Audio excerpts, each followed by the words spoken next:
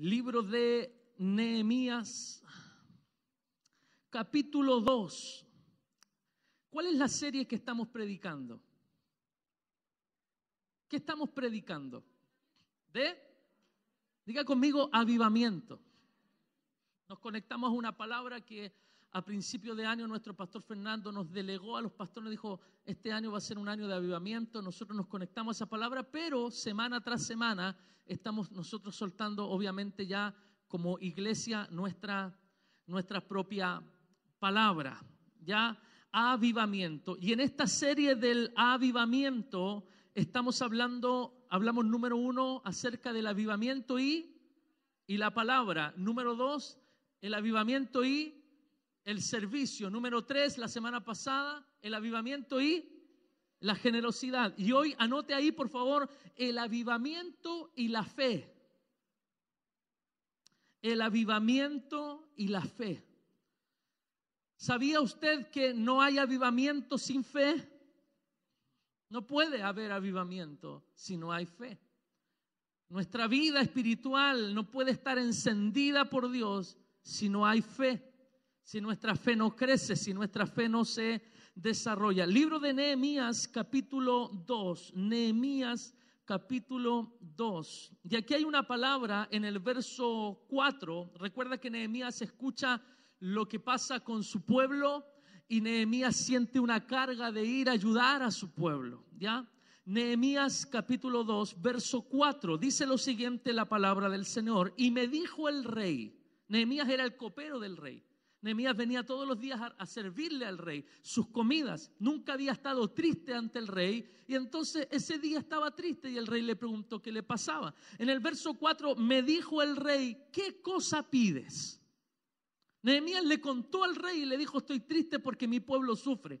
Entonces el rey vio que Nehemías había sido fiel en el servicio y le dice, ¿qué cosa pides? Entonces oré al Dios de los cielos. Y dije al rey, si le place al rey y tu siervo ha hallado gracia delante de ti, envíame a Judá, a la ciudad de los sepulcros de mi padre, y la reedificaré. Ahora, quiero leer eso como texto clave y yo quiero hablarte hoy acerca del avivamiento y la fe. Y usted se está haciendo una pregunta, ¿dónde dice fe? ¿Dónde dice fe en esta palabra? Es un copero. El copero era el que estaba encargado de probar las comidas, de probar el vino. Ojo que cuando alguien quería intoxicar o quería asesinar al rey a través de las comidas, el copero era el que estaba expuesto a eso. El copero era el que probaba el vino, entonces si le pasaba algo a él, obviamente ese vino no se lo servían al rey. El copero era el que probaba las comidas, si algo en la comida no estaba bien, entonces no se la servían al rey. En otras palabras, el copero era una persona de confianza que día tras día iba delante de la presencia del rey, pero siempre su vida estaba expuesta. Lo que él tenía que hacer era exponer su vida para el cuidado del rey. Y usted me dice, pastor, ¿dónde dice fe en este pasaje? No dice fe, pero yo veo fe en este pasaje. Por una razón. Porque un copero está diciendo al final, envíame a Judá, a la ciudad de los sepulcros de mis padres, hay que tener fe para ser un copero y meterse en una obra de reedificación. ¿Cuántos me están siguiendo? No sabía construcción, no era un constructor civil, no era un ingeniero, no era un arquitecto, era un copero.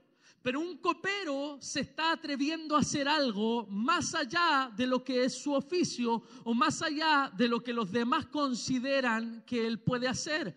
Para eso se necesita fe.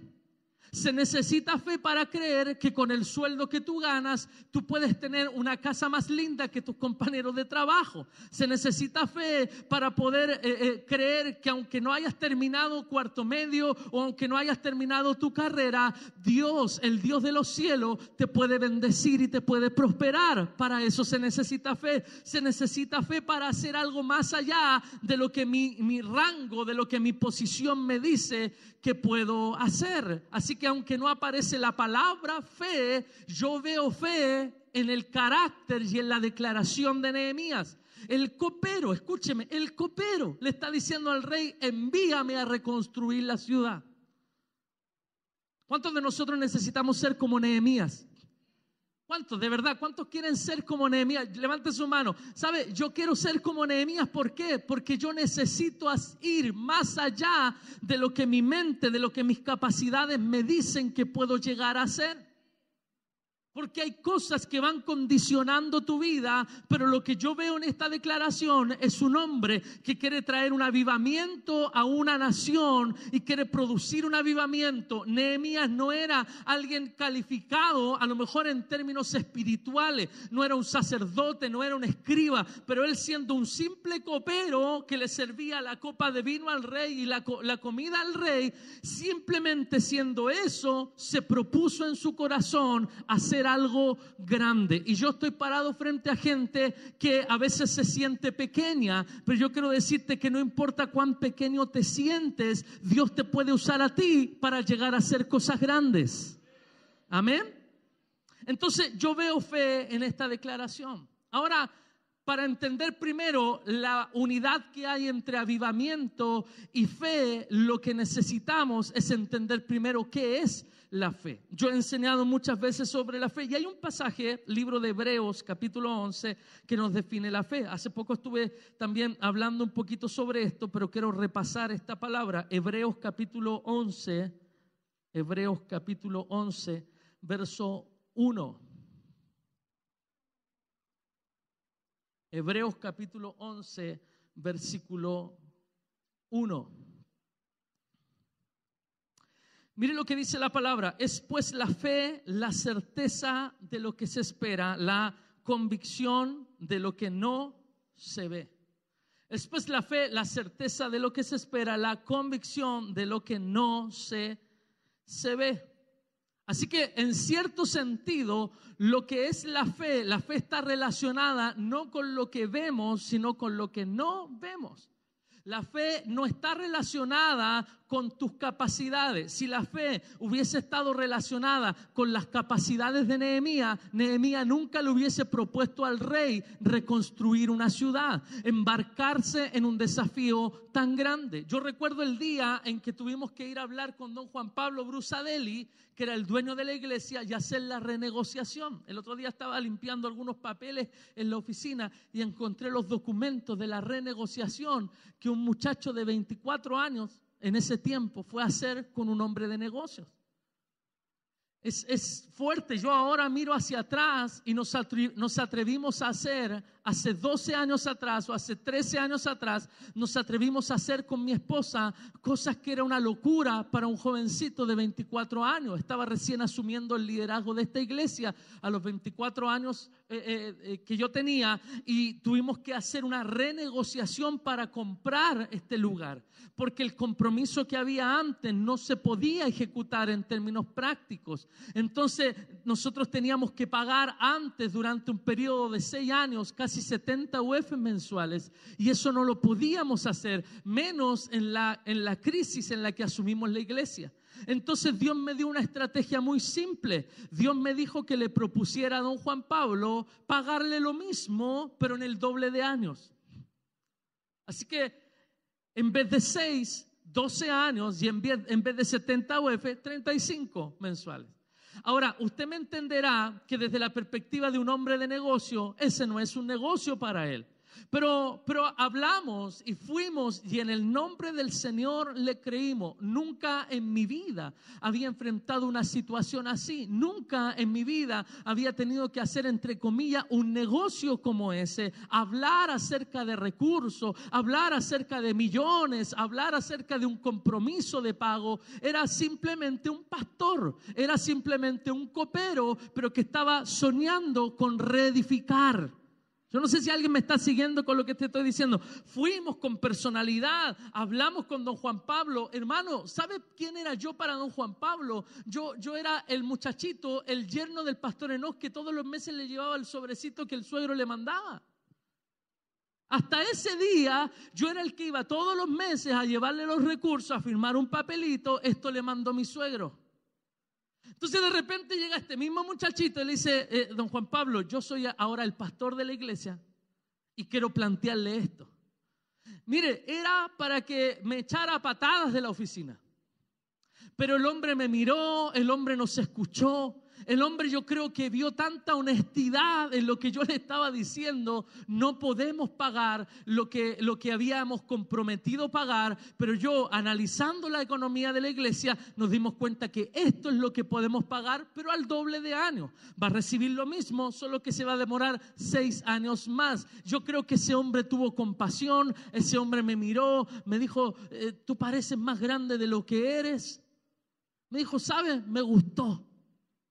Firmamos, encontré el documento, le hubiese sacado una foto para mostrarlo, ya está todo manchado y todo sucio, pero ahí está el documento de la firma de los dos con ese compromiso. Qué tremendo es saber que no importa la posición que tengas a los ojos de los hombres, si tú eres un hombre y una mujer de fe, Dios te puede usar para reconstruir ciudades. Alabado sea el Señor. No importa si en tu empresa, escúcheme lo que le voy a decir, no importa si en tu empresa tú eres un empleado más, eres el que tiene que operar una maquinita, una máquina y nada más, y está el jefe y está el dueño, no importa, pero si en ese lugar Dios te da una idea, Dios te da una estrategia, escucha, háblale a tu jefe, dile, jefe, le puedo decir algo, le puedo plantear una idea, y te va a decir, pero tú... Bueno, es que estaba viendo que esta máquina podría funcionar mejor de esta manera, o si cambiáramos los lugares, o si pusiéramos a tal persona, y Dios te va a dar una idea. Entonces vas a pasar de ser simplemente el operador de una máquina a poder a lo mejor llegar a ser el jefe de los que operan las máquinas. ¿Por qué? No porque haya más capacidades, porque tuviste más fe. La fe es la certeza de lo que se espera, la convicción de lo que no se ve. El diccionario Vine define la fe como la firme convicción, una firme persuasión que está basada en lo que hemos oído. Así que la fe está íntimamente relacionada con lo que escuchamos. Júntate con gente que no tiene fe y aunque tú hubieses tenido toda la fe del mundo, lo más probable es que dejas de creer. Júntate con gente que es pesimista. Conoce esas personas pesimistas que la idea que usted les plantee nunca la van a creer, nunca la van a aceptar. Siempre van a considerar que están parados frente a un gigante. Entonces tú le hablas y le dices, mira, tengo un sueño, quiero hacer esto, quiero comprarme una máquina, quiero emprender con esto. Y la gente te mira y te dice, no, pero estamos en tiempos críticos. No, mira, espera que pase mejor la economía. Hermano, si esperáramos eso, no viviríamos por fe. Y el justo por la fe vivirá. Entonces yo te estoy diciendo que si tú has escuchado de parte de Dios de algo que tienes que hacer, yo quiero decirte, hazlo, porque la fe es la convicción que está fundamentada en lo que has oído de parte de Dios. En otras palabras, si Dios te ha hablado, tú camina en lo que Dios te está hablando. Si Dios te dio una palabra, tú camina en la palabra de Dios, y que nada te detenga y que nadie te detenga, y no dejes que nadie te cuestione, porque el único que debe estar seguro de la palabra que ha recibido fuiste tú. ¿Cuánto le dan un aplauso al Señor, por favor? Aleluya. Hay un hombre que hizo una declaración, dijo, el camino para ver con la fe es cerrar los ojos de la razón. El camino para ver con la fe es cerrar primero los ojos de la razón. Porque la fe no usa calculadora. Mire qué rema más preciso. La fe no usa calculadora. La fe te lleva a creer más allá de lo que tú crees en lo humano, de lo que tus ojos de la razón pueden ver. Por eso este hombre, Benjamin Franklin, llegó a declarar: el camino para ver con la fe es cerrar los ojos de la razón. Otro hombre muy importante en la historia de los Estados Unidos llegó a declarar: da el primer paso en la fe. Escucha, da el primer paso en la fe. No necesitas ver toda la escalera, solo da el primer paso. Iglesia, se lo vuelvo a repetir. Da tú el primer paso. No necesitas ver toda la escalera, solo da el primer paso. Hay cosas que Dios está esperando. Por eso me gustaba lo que la pastora enseñaba en esta mañana en la escuela bíblica. Hay cosas que Dios está esperando que nosotros hagamos para mostrarnos su gloria. Y a medida que tú das el paso, entonces Dios va colocando debajo de ti el peldaño. A medida que tú vas creciendo, Dios va colocando una base. Y yo estoy seguro que si nos sentamos a esperar que aparezca la escalera, nunca va a aparecer. Pero la fe te mueve a avanzar. La fe te mueve a dar el primer paso. Pastor, me quiero casar, pero no tengo plata. Tú tienes que dar el primer paso. Yo le decía la otra vez, pastor, estamos orando, queremos tener un auto, pero no tenemos la plata para un auto. Un auto es imposible, es inalcanzable. Yo quiero decirte, ¿sabes lo que es alcanzable? Ir y sacar licencia. ¿Está aquí esta mañana o no? No te puedes comprar un auto, no puedes gastar 3, 4, 5 millones de pesos, no puedes, sí, pero puedes gastar 30,000 pesos, 30 y tantos mil pesos, una licencia. Dice, pero ¿para qué voy a tener licencia si no tengo auto? Por eso, porque está dando el primer paso de fe. Yo no sé si estoy tratando de poder colocar delante de ti una visión distinta. No mires con los ojos de la razón.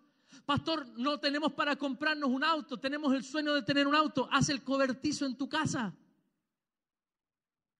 ¿Y para qué voy a hacer cobertizo si no tengo auto? Porque un día vas a tener. ¿Aló? Un día vas a tener. Entonces, ¿qué esperamos nosotros? Nosotros esperamos ver la escalera completa.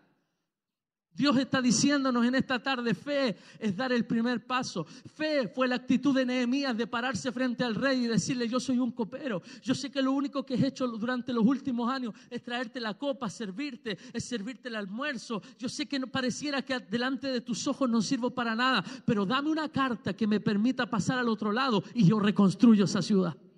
Hermano, estamos hablando de fe. La fe es creer que algo más allá va a ocurrir. La fe es dar el primer paso. No te preocupes de ver toda la escalera, solo da el primer paso, declaró un hombre tan importante en los Estados Unidos como Martin Luther King. Nadie creía lo que ese hombre estaba haciendo. Nadie creía lo que ese hombre de color estaba haciendo en un país donde había discriminación a la gente de color. Pero gracias a la actitud de ese hombre, que era un pastor, que era un hombre de Dios, ese hombre provocó una revolución pacífica, sin armas, una revolución de ideas. Cambió la mentalidad de los Estados Unidos. ¿Por qué? Porque era un país que tenía tremendo potencial, pero necesitaba gente de fe que diera primeros pasos. Y yo estoy convencido que Chile tiene potencial. Es más, me voy a limitar a nosotros. Estoy convencido que el Templo Chile tiene potencial para llegar a ser una tremenda iglesia. Tenemos un lindo equipo, tenemos gente que sirve. Faltan hombres y mujeres que den el primer paso. Aleluya. Me gustó esta frase. La fe no hace las cosas sencillas, las hace posibles. Bueno, la fe no hace que las cosas sean sencillas, fáciles. No, nunca, nadie te ha dicho que va a ser fácil. Pero la fe las hace, diga conmigo, posibles. La fe no hace que las cosas sean fáciles, sean sencillas. La fe hace que las cosas sean posibles. Insisto, vuelvo a esta historia. Hace 12 años atrás, un poco más, le digo al pastor Juan Carlos, Juanca, mete todos los datos de los recursos que hemos recibido durante un año en la iglesia, mételos al computador y hazme un gráfico. Díganle al pastor eso. Me encanta esa cuestión. Trabaja en eso. Sacó todos los talonarios durante un año, parece que de marzo a marzo, y me hizo los gráficos de cuánto ingreso había, cuáles eran los meses mejores, los meses más débiles. Y con ese gráfico fui donde don Juan Pablo. Le dije, don Juan Pablo, ¿sabe qué me sorprendió? Que los meses que para el mundo son los más malos, para la iglesia eran los mejores.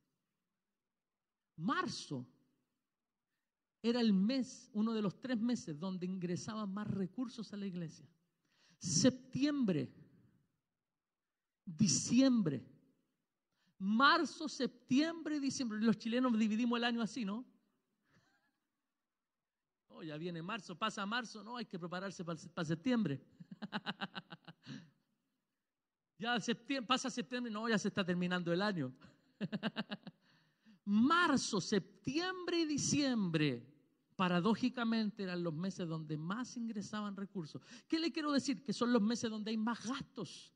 Pero paradójicamente, extrañamente, son los meses donde ingresan más recursos a la iglesia. ¿Sabe por qué? Yo entendí, tenemos el potencial para ser una iglesia potente, porque hemos entendido la fe, porque aunque en marzo tengo que pagar esto, tengo que pagar esto otro, que el colegio, que los uniformes, somos gente que diezma, que ofrenda, y te dan un aguinaldo, pescas tu aguinaldo, ofrenda, diezma de tu aguinaldo. Entonces uno dice, hay una generación generosa, y esa generosidad es una generosidad de fe, porque creo que Dios me va a proveer, porque creo que Dios me va a dar, porque creo que cuando me meto la mano al bolsillo y bendigo a un hermano que está pasando necesidad, aunque yo también esté pasando necesidad, si yo pongo a mi hermano número 1 en la lista, Dios me va a poner número 1 en su lista. Si yo coloco la necesidad de otro primero, Dios va a colocar mi necesidad primero y va a llegar el momento donde Dios me va a bendecir. Eso es fe. La fe no es creer que esto es fácil, no es fácil. No es fácil ofrendar un auto y quedarte con 3 niños, con 2 iglesias sin nada,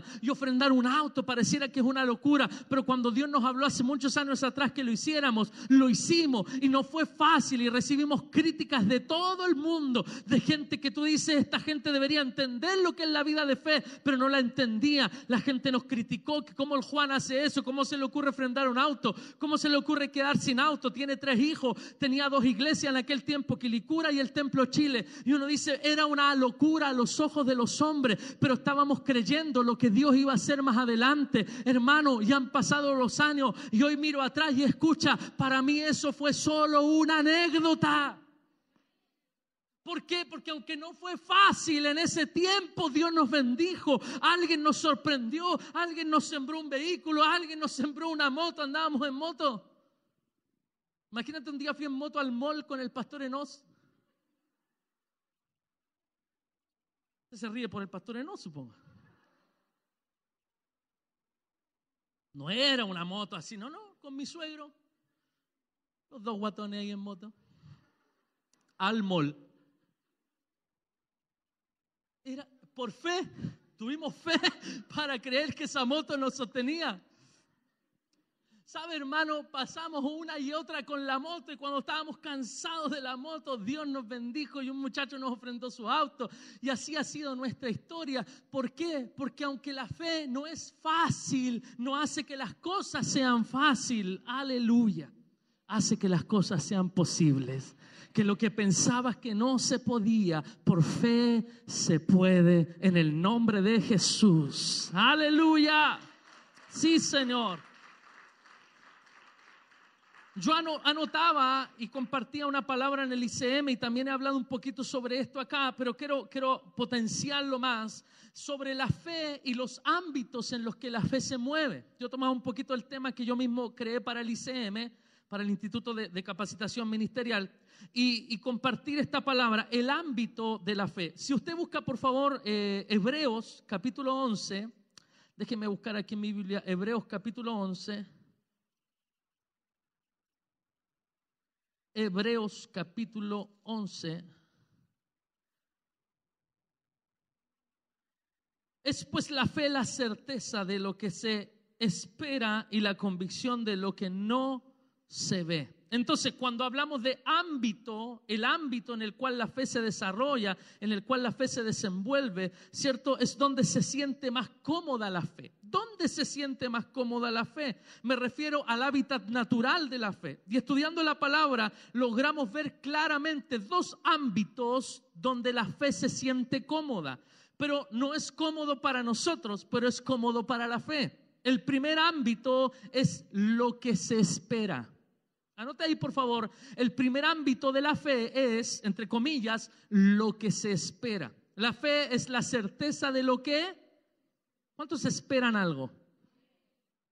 ¿Cuántos tienen expectativa de este año 2019? ¿De verdad?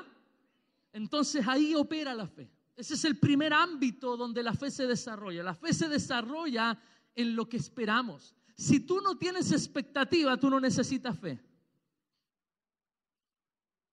Si tú vas a vivir el día a día, tú no necesitas fe. Pero tú necesitas fe si estás expectante de algo. Y si no estás expectante, quiero que salgas expectante. Quiero que hoy salgas de aquí diciendo, Señor, no tenía ni una expectativa para el 2019.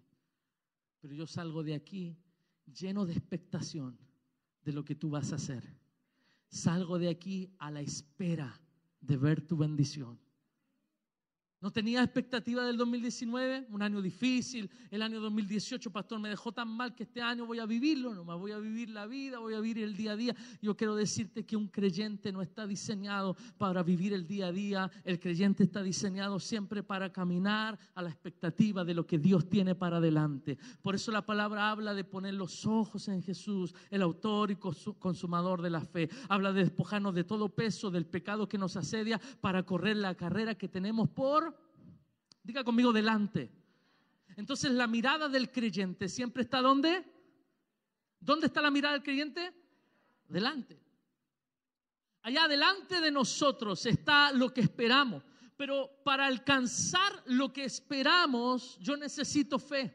La fe se mueve en el ámbito de lo que esperamos. Llena tu mente de expectación. Llena tu mente de sueños para este año 2019. Escribe tu proyecto, anótalo en algún lugar, colócalo en las notas de tu celular, pero que haya un momento de este fin de año donde tú puedas mirar atrás y decir, gracias Señor, porque mi fe se activó para poder caminar en lo que esperé. Y terminando el 2019, miras atrás diciendo, lo que yo esperaba no solo lo he recibido, sino que Dios superó todas mis expectativas.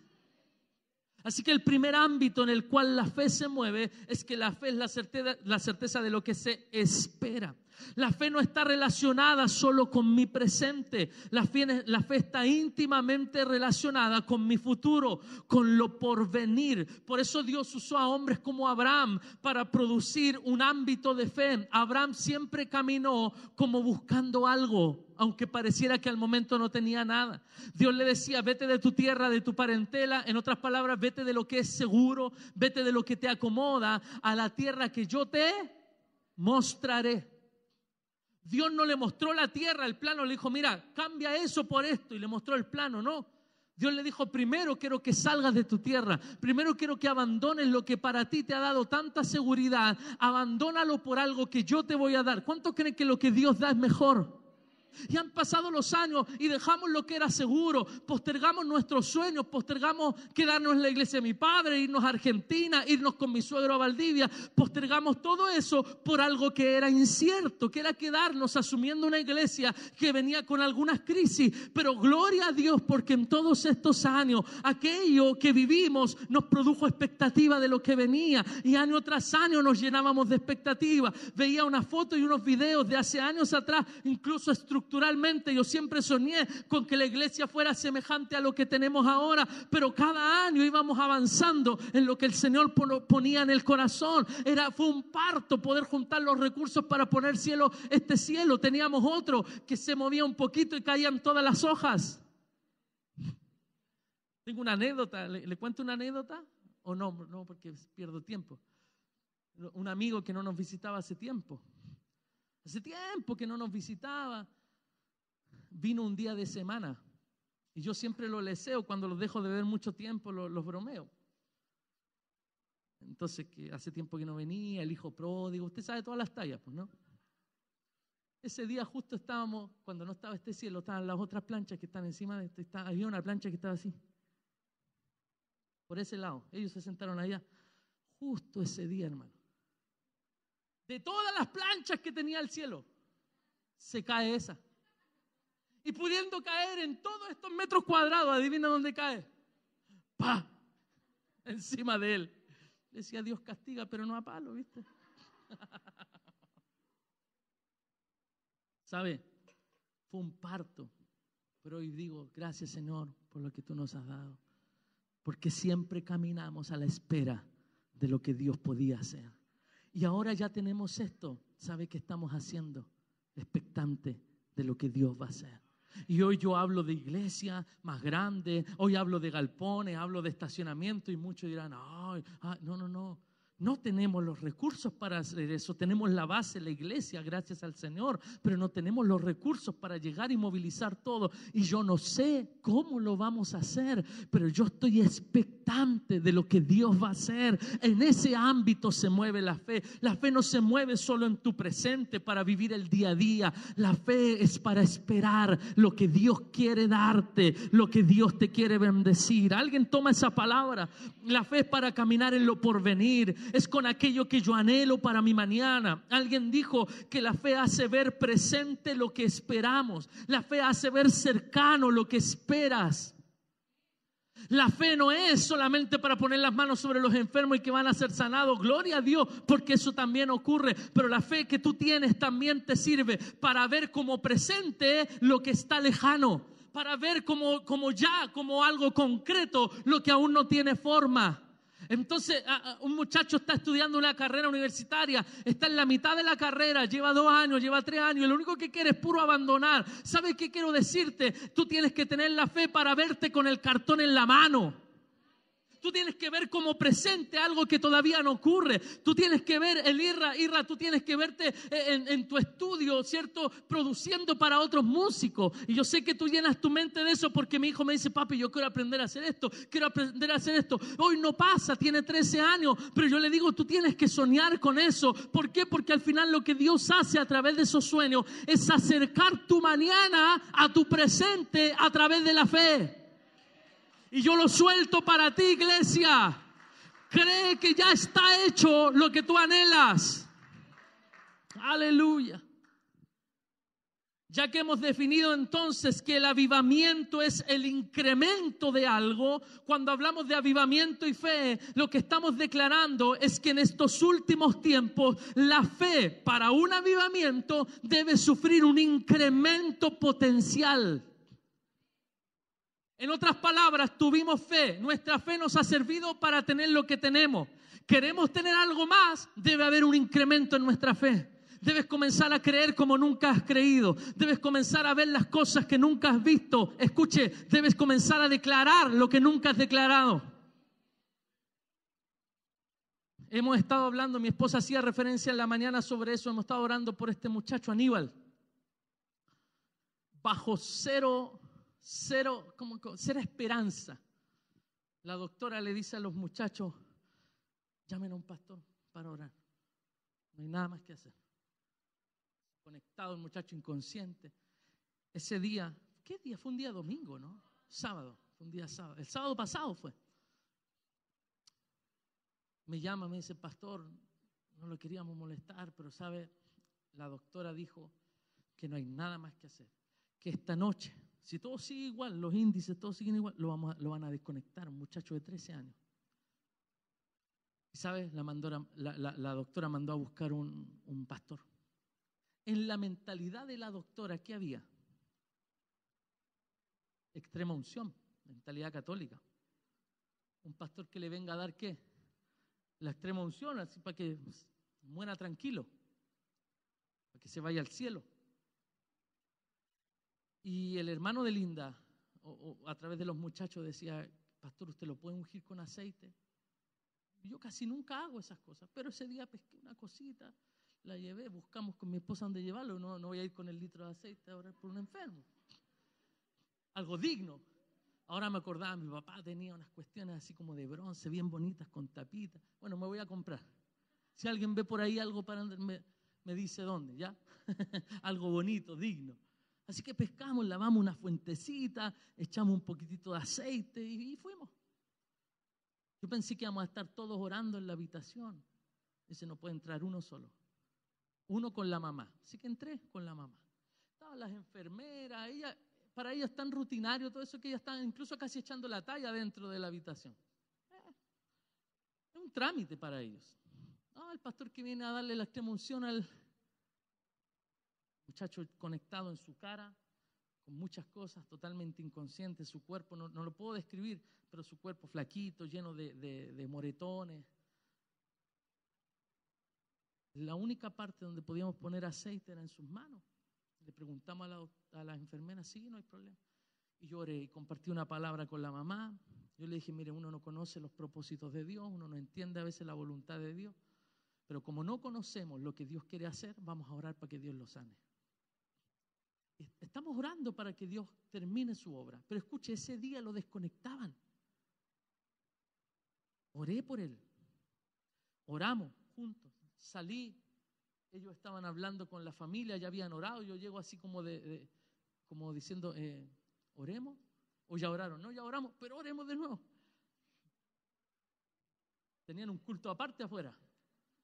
Bueno, llegué yo, oramos de nuevo, abrazando a la familia. Mi esposa, usted sabe, mi esposa tiene el don del abrazo con llanto. Entonces ella abraza a la gente y la gente se pone a llorar. ¿Cuántas han sufrido aquí ese abrazo de la pastora que te hace llorar? ¿Sí o no? Dice, ¿cómo está, hija?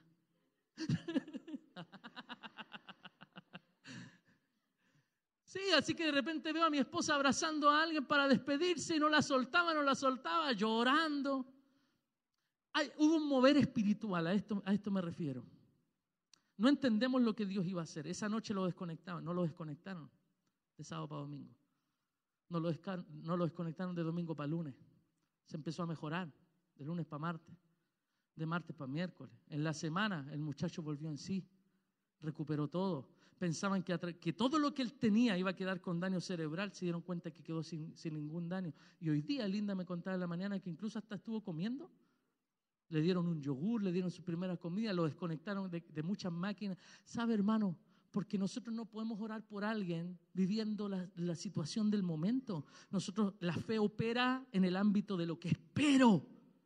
Y yo esperaba ver a ese muchacho levantarse de esa camilla. Y cada vez que me dicen, pastor, se está mejorando, yo me doy vuelta y digo, Señor, sácalo de ese lugar, porque la fe que opera en nosotros es una fe que no avergüenza, es una fe que cree que lo que mis ojos están viendo es distinto a lo que Dios quiere hacer. Entonces yo debo declarar que lo que mis ojos ven, no, yo debo declarar lo que veo en el ámbito espiritual.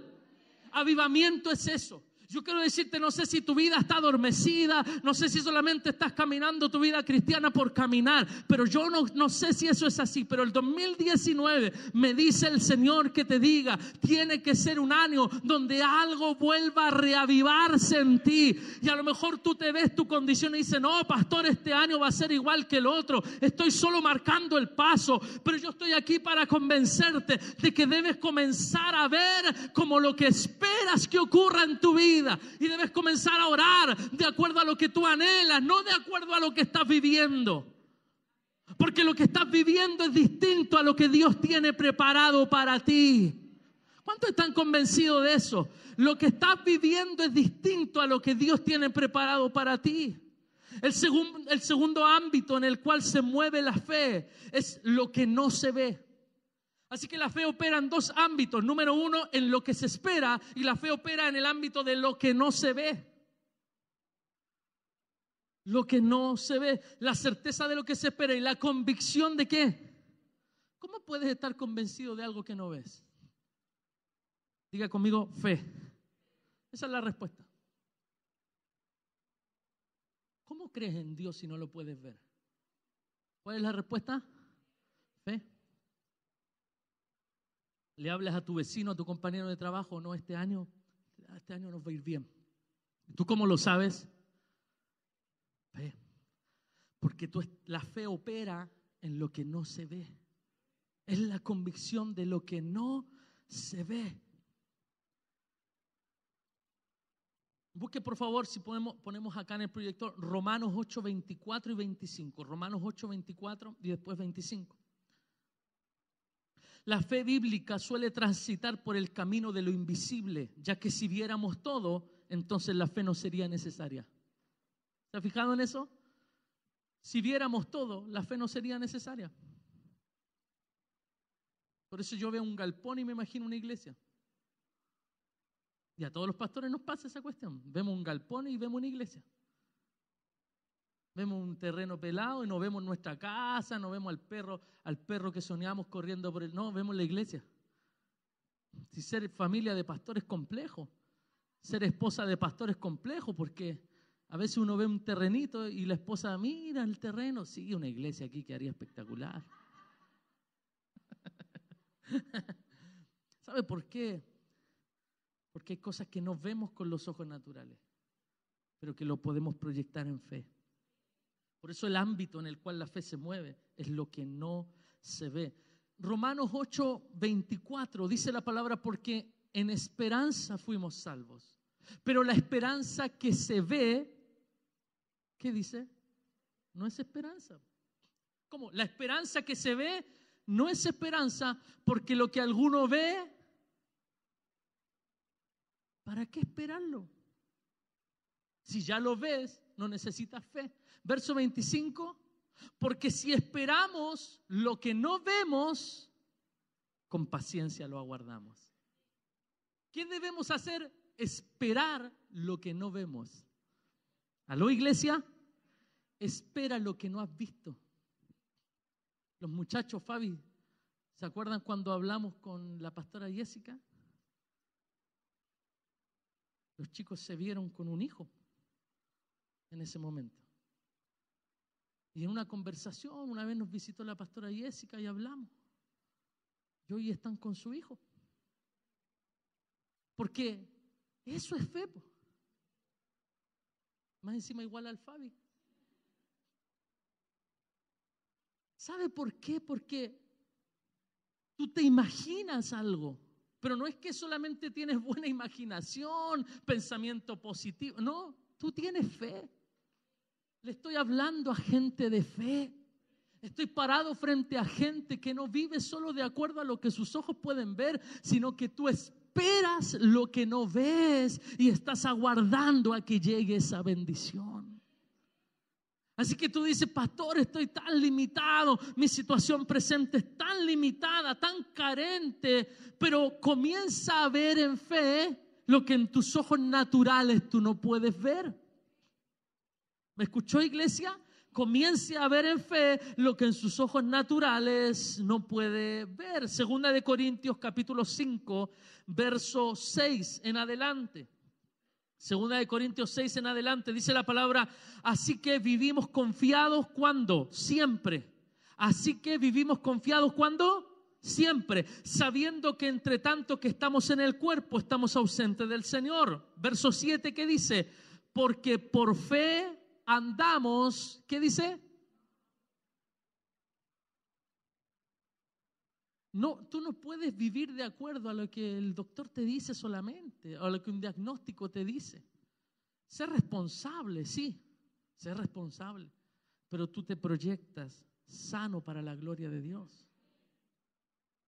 ¿Por qué? Porque por fe andamos y no por vista. Verso 8, pero confiamos y más quisiéramos estar ausentes del cuerpo y presentes al Señor. En Hebreos capítulo 11, ahora en el verso 3, Hebreos 11:3, si me coloca ya por favor en la pantalla. Hebreos capítulo 11, verso 3, dice la palabra, por la fe entendemos haber sido constituido el universo por la palabra de Dios, de modo que lo que se ve fue hecho ¿de qué? De lo que no se veía. Lo que se ve fue hecho de lo que no se veía. La NBI dice, por la fe entendemos que el universo fue formado por la palabra de Dios, de modo que lo visible no provino de lo que se ve, sino de lo que no se ve. En otras palabras, yo decía, pero ¿de dónde vino entonces todo? Desde la perspectiva de Hebreo, todo lo que vemos vino de lo que no se veía. Todo lo que ven tus ojos proviene de lo que no se veía. Entonces la respuesta es clara, de lo que no se veía. Esto es revelador, ¿cierto? Y faltaría tiempo para explicarlo todo, pero creo que Dios lo ha revelado. ¿Cómo? Yo siempre, y yo anotaba esto, leo este pasaje y lo interpreto de esta manera. La materia prima de lo que se ve es lo que no se ve. Usted sabe que todo está hecho de materia prima. No, estas planchas que están debajo mío, que me soportan, son planchas que están hechas de una materia prima. No, la madera que se saca de un árbol. Entonces esa es la materia prima. La materia prima es el árbol, pero el resultado final es una plancha que nos sirve para poder pararnos, para poder saltar acá.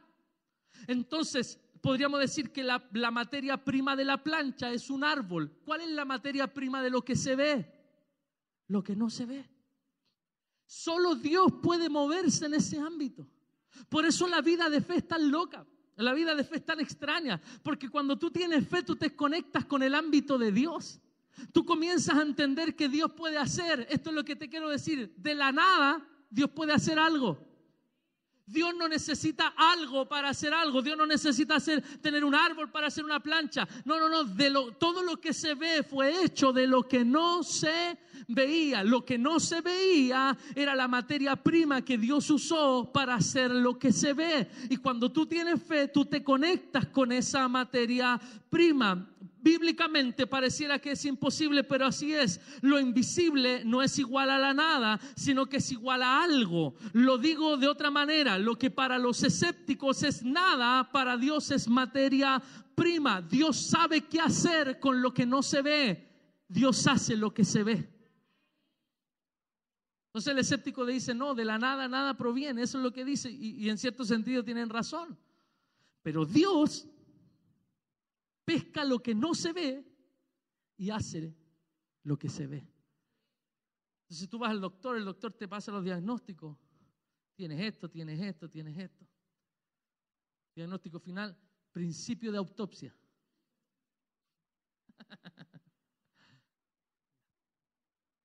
Eso es lo que tus ojos ven. Pero Dios no necesita ese diagnóstico para obrar.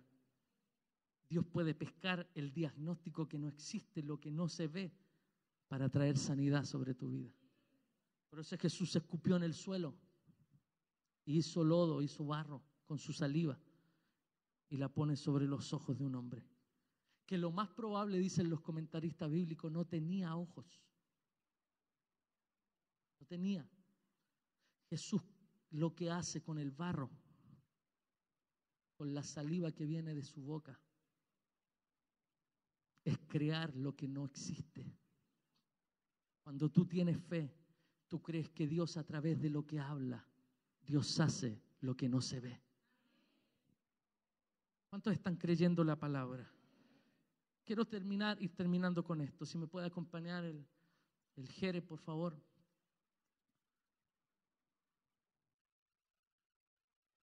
Me acompaña ahí. En tiempos de avivamiento debe haber un incremento en la fe. Escuche, no espere avivamiento si no desarrollamos nuestra fe.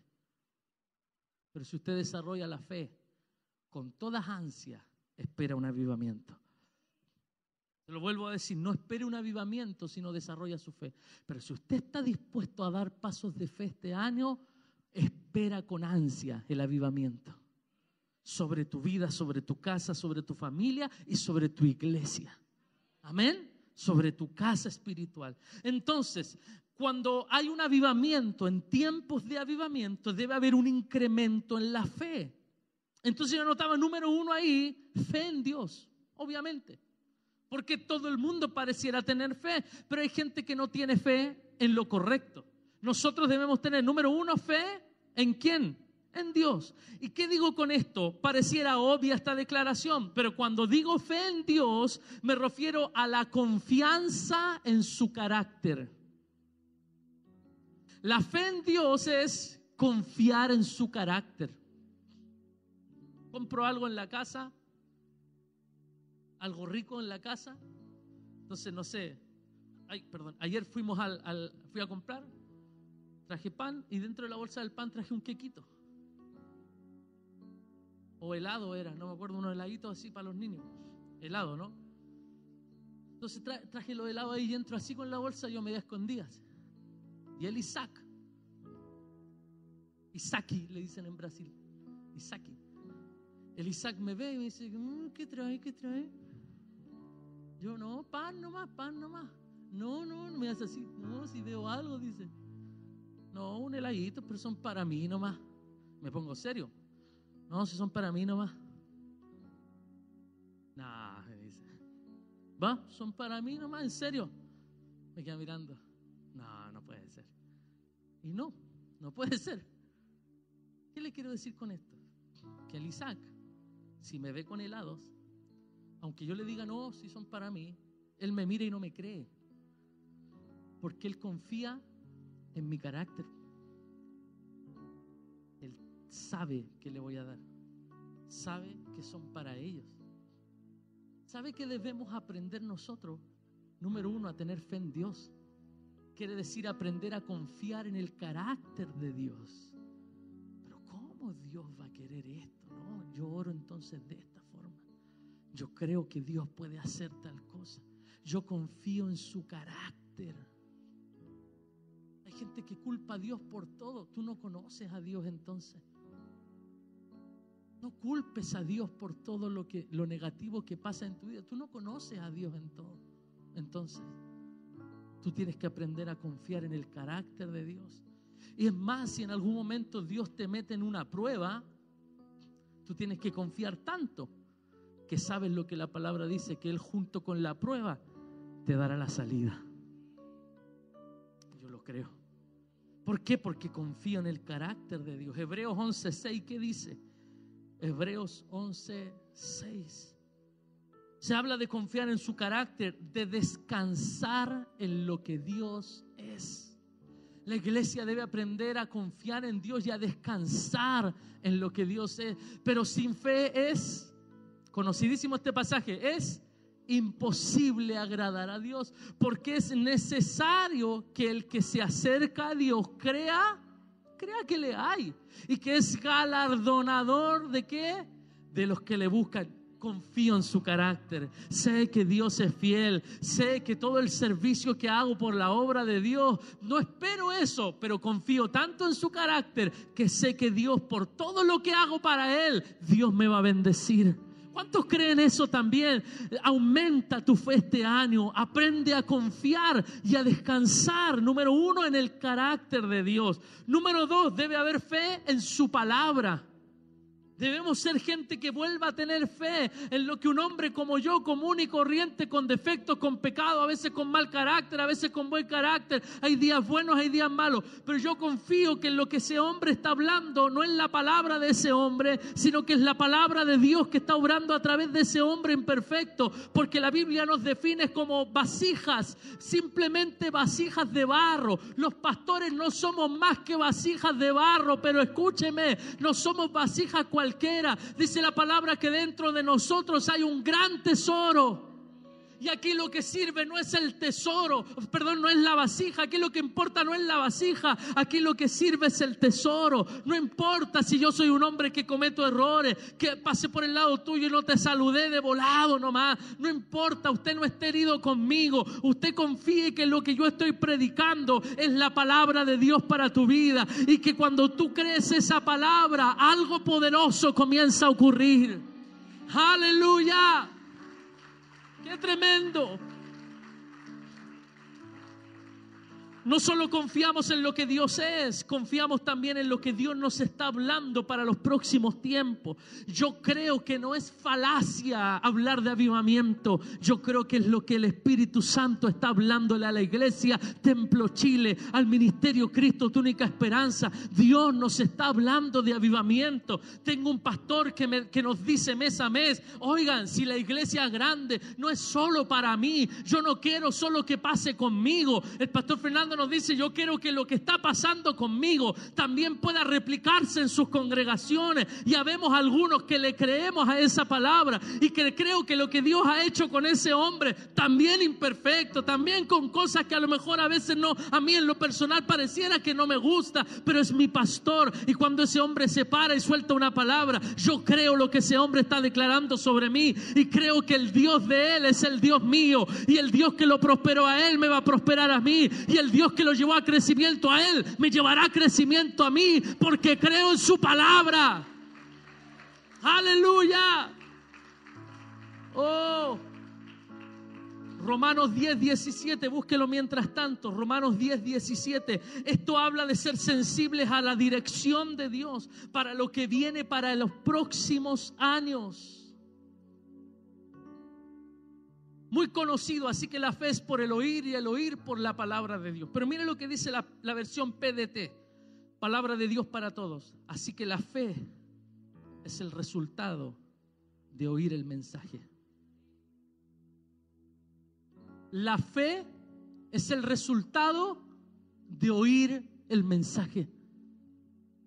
Yo no sé si tu fe es la misma ahora, pero yo estoy convencido que no. Yo estoy convencido que mientras hemos soltado la palabra, tu fe ha ido creciendo. Los niveles de fe han ido creciendo porque estás escuchando el mensaje. Y cuando tú oyes el mensaje, tu fe dentro de ti crece y se desarrolla para poder anhelar lo que antes de comenzar la reunión no anhelaba. Antes de comenzar la reunión viniste así, pateando piedra, diciendo no, todo está mal. Pero tú sales de aquí diciendo, me voy a mi casa con una palabra. Esta semana será una semana de bendición. Esta será una semana de respuesta en el nombre de Jesús. Pero ¿por qué declaro eso? ¿Por qué creo eso? Porque eso es lo que oí. Así que número 1, fe en Dios. Número 2, fe en su palabra. Debemos aprender a percibir el carácter profético de la palabra que estoy escuchando. Discernir para qué tiempo Dios nos está direccionando. Número 3, debemos tener fe en su diseño. Dios tiene un diseño para tu vida. Debes aprender a tener fe en el diseño de Dios. Para esto, lo primero que debemos recibir es la revelación de un diseño, de un plan hecho por Dios. Todo hombre de Dios que vivió tiempos de avivamiento se movieron bajo el diseño de Dios.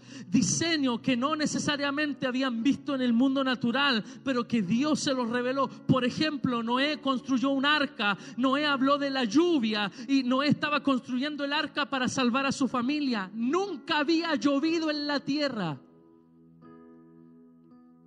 Eso se lo puedo explicar otro día, pero quiero que sepa algo.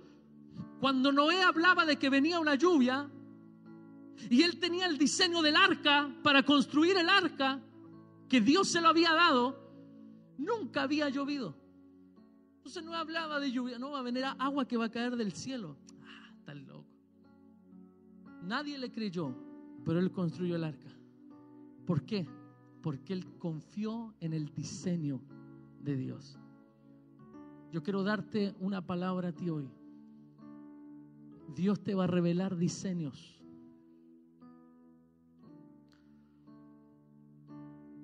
Dios te va a dar una estrategia de negocios. Dios te va a revelar cómo administrar tu economía. Hoy, mientras estoy hablando, Dios te va a revelar en qué cosas debes de dejar de gastar. Dios te está revelando en qué te tienes que involucrar y en qué no. Hoy Dios te está diciendo la gente en la que debes volver a confiar y en los que no debes volver a confiar. Hoy Dios te va a dar un diseño y yo quiero soltar esta palabra. Ten fe en el diseño de Dios. Moisés construyó un tabernáculo. No había nada igual, pero Dios le reveló el diseño. David y Salomón. David proveyó para que su hijo construyera un templo. Dios le reveló el diseño. Y yo quiero decirte hoy, en tiempos de avivamiento, debemos recuperar la fe en el diseño de Dios. Papá, mamá, Dios te va a dar una estrategia para criar a tus hijos y criarlos en disciplina y amonestación del Señor. Dios te está revelando su diseño. Abuelos, suegros, suegras, los que están aquí, Dios te va a dar el diseño para ser una suegra de bendición y romper esa maldición. Dios te va a dar el diseño para ser un buen abuelo, no solamente el que consiente, sino que el que puede influenciar a sus hijos con la palabra de Dios. Me ha alargado mucho. Yo tengo un sueño. I have a dream. Cuando me retire de pastor de oficio. No sé si mi esposa me va a acompañar en esta, pero más le vale. Pero cuando ya seamos más viejitos, nos vamos a ir a vivir a un lugar tranquilito, donde voy a tener mi oficinita con vista a un lugar hermoso, donde voy a escribir mis últimos libros y donde voy a tener un sillón grande para poder recibir gente que diga: vamos a buscar un consejo donde el anciano Juan Córdoba. Sueño con eso. A lo mejor ya no voy a tener la fuerza para predicar, para levantar iglesias, para enviar pastores como lo que hicimos ahora con los pastores Mati y Betsy a Brasil. No, ya no voy a tener la fuerza para eso. Pero Dios me dio este diseño de tener una oficinita ya siendo un anciano. Siéntese, hijo. No, es que sabe que mi iglesia está pasando por esta crisis, estoy teniendo problemas con esto, es que el liderazgo aquí. Y yo darle un consejo y orar. A lo mejor no voy a hacer nada más, pero hasta el último día de mi vida quiero influenciar a las próximas generaciones con una palabra. Me emociona. Pensaba hace un par de años o el año pasado murió Billy Graham, el gran predicador del siglo XX-XXI. Billy Graham, el gran hombre de Dios. Un anciano, no sé, 90 y cuántos años. Irra, ¿tú te acordás? ¿No? 98 años. 98 años. Que vemos videos juntos de 98 años. Hasta el último día entregándole una palabra a las próximas generaciones. Yo no sé cuál es el diseño que Dios te ha dado para ti. Descansa en el diseño de Dios. Termino con esto. Póngase de pie, por favor. Esto es tremendo. Póngase de pie, toda la iglesia, vamos, póngase de pie. Llevamos una hora ahí sentadito. Número 4. Ten fe en el propósito de Dios. Qué tremendo. Ten fe en el propósito de Dios. Número 1, ten fe en Dios. Número 2, ten fe en su palabra. Número 3, ten fe en su diseño. Y número 4, ten fe en su propósito. Y yo estoy aquí para recordarte algo. Dios es un Dios de propósitos y no de despropósito.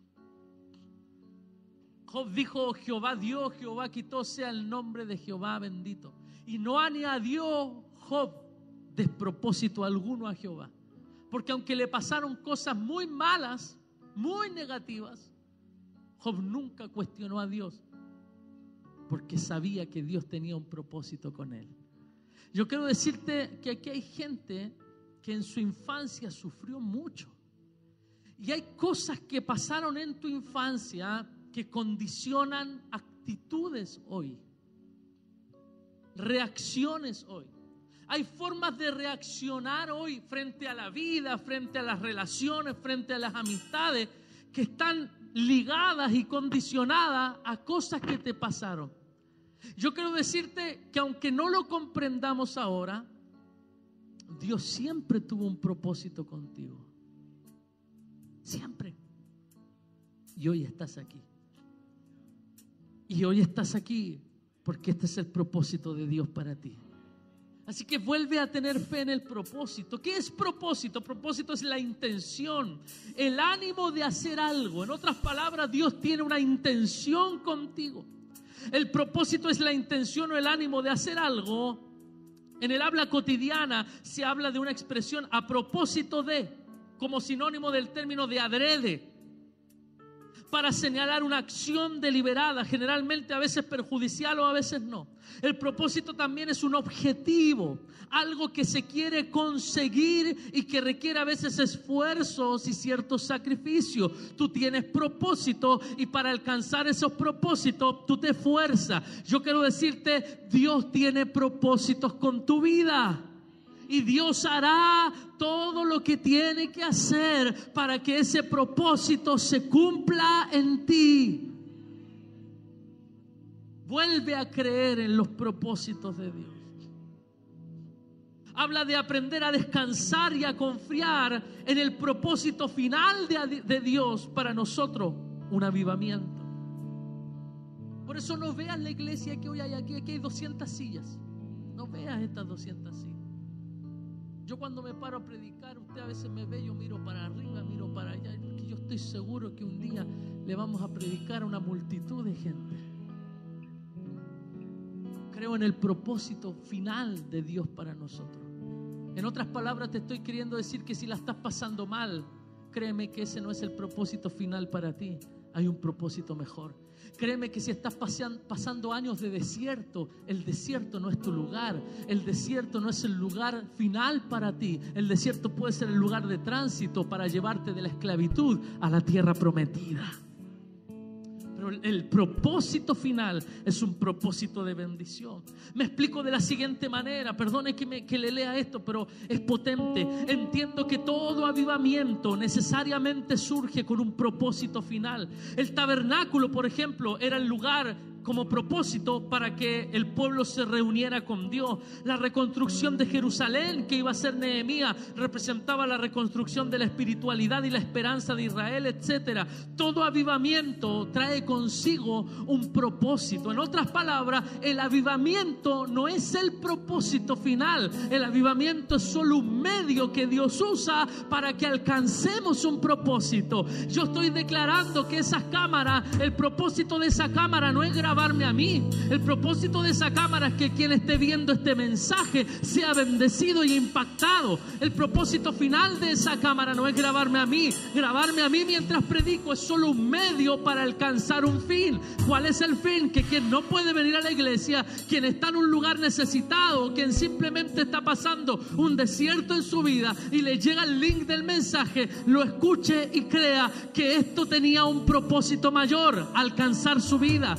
El avivamiento no es el propósito final. El avivamiento es solo el medio que Dios va a usar para alcanzar tu casa, para alcanzar tus hijos, para alcanzar tu familia para Cristo.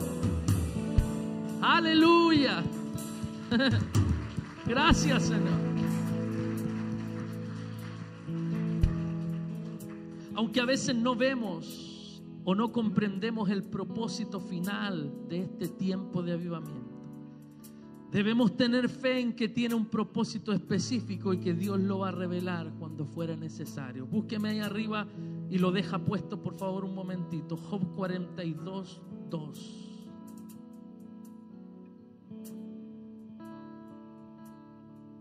Usted va a terminar hoy declarando esta palabra y después vamos a leer la versión que tengo yo. Yo conozco que todo lo puedes y que no hay pensamiento que se esconda de ti.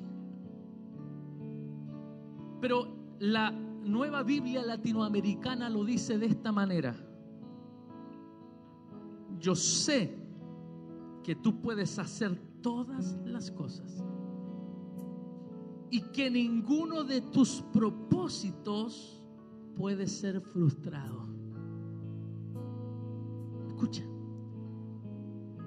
Dios puede hacer todas las cosas. ¿Lo cree?